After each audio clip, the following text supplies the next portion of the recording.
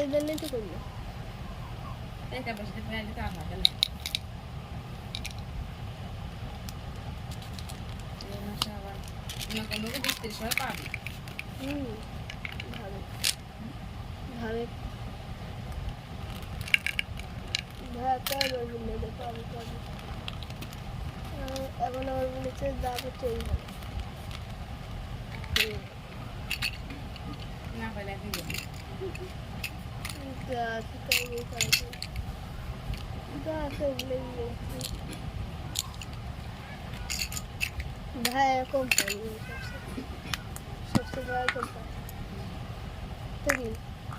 भाई को 1000 पैसे दे তারপরে বেশি পায় কম পায় এই 15,000 পাস রে ওই প্রত্যেকবার 15,000 দিচ্ছে এবার পাবি বলে 17,000